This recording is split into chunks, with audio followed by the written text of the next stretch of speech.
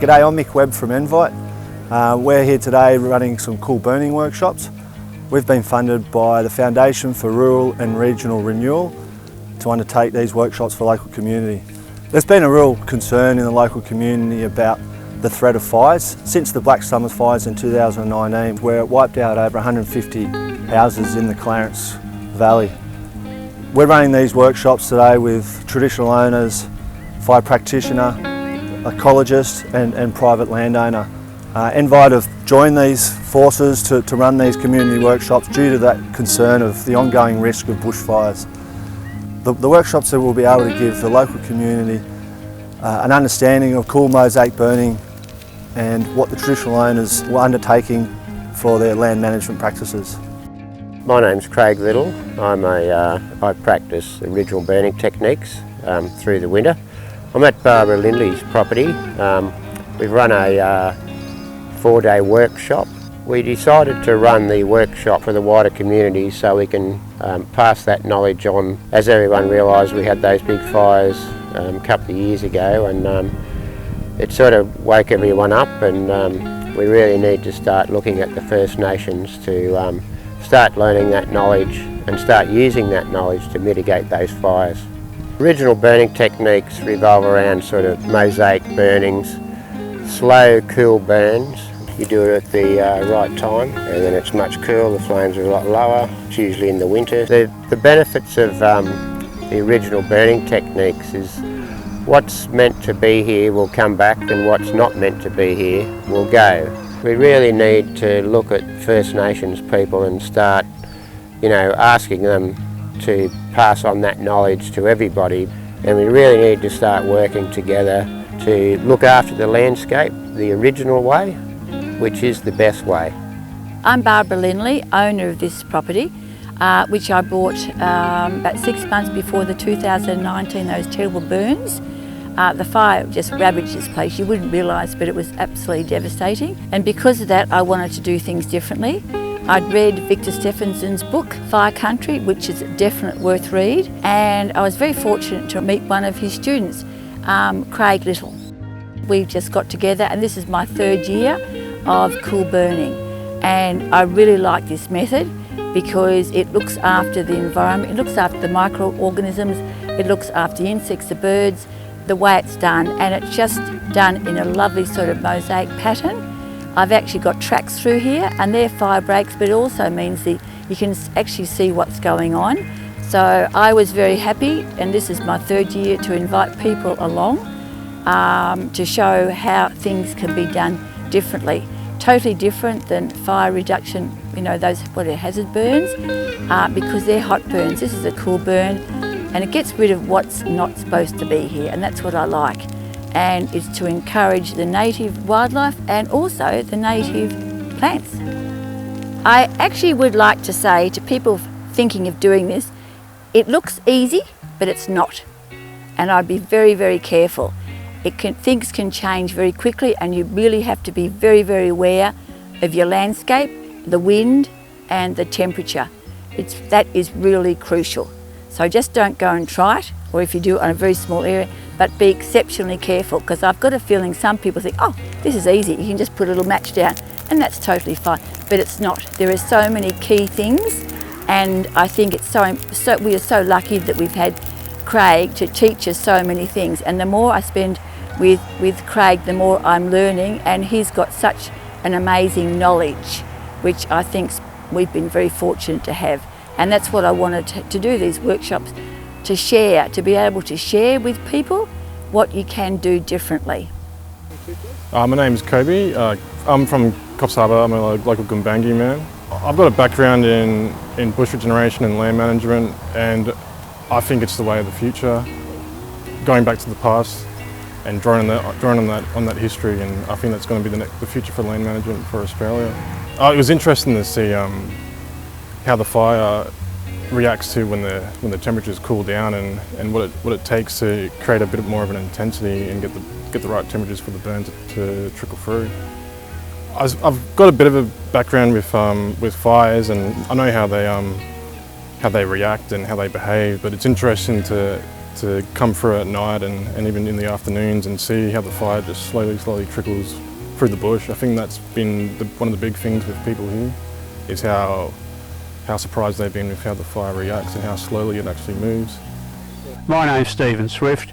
I'm originally from Tasmania. We bought a property in New South Wales. It burned in 2018 quite catastrophically. The Rural Fire Service did a remarkable job of backburning and managed to save the buildings, but the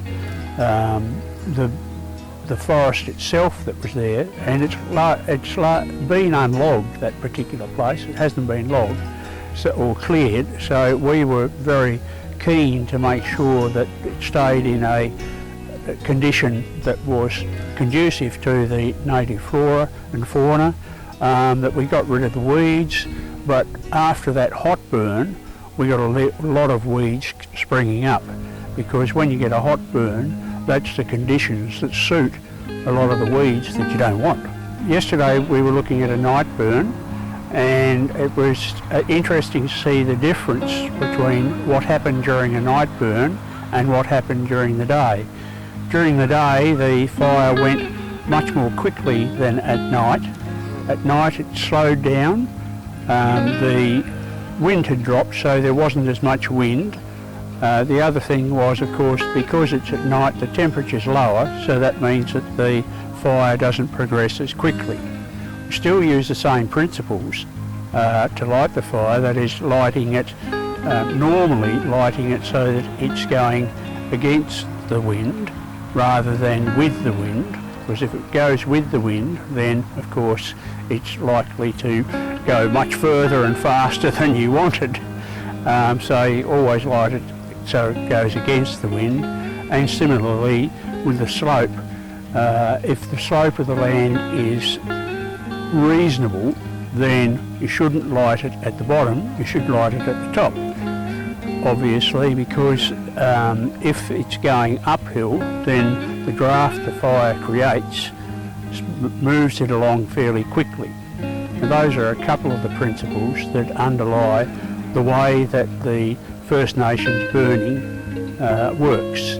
There's a lot more to it than that, but the main objective is to make sure that the burn is cool and slow, so that the insects and animals have time to get out of the way. And if it's cool, it also means that the microbes and other organisms in the soil are not damaged by the burn. So that means that the soil bacteria and the general soil flora remains in a healthy state. And that means, of course, that when things start to regrow, they have the microorganisms there that assist in the growth. And that means also, because Australian flora is conditioned to fire and exotic flora aren't, it means that there tends to be more of the Australian flora come back after a cool burn than there is of exotic flora, which is a plus in getting rid of weeds and so on. My name's Helen Tiostungal, I live at Angari, and this is Tony Griffiths, I live at Angari too. And I've been learning about slow burning and cultural burning over many decades, and in various places seen the results of the cultural burning, but this has been the first opportunity to learn firsthand in a practical way about it. So it's been really amazing. I've been a couple of weeks now and just learning about the whole link to the ecology and country, and the way it just all happens so naturally and carefully and controlled. What do you reckon? Totally agree, and the benefits of the slow burning for the ecosystem of the bush, all the microbes, the seeds that are already there on the ground, the slow burn, and learning about the different temperatures, and if it's too hot, and the benefits of the regrowth after the fire. We're stoked. Yeah. I'm Penny Stewart from Wamba. I'm a landowner. I live on the edge of the Bundjalung National Park, and in 2019 my property got ravaged by the bushfires that raged right through the area. So I was interested in the whole concept of cultural burning before that, but especially relevant to me now.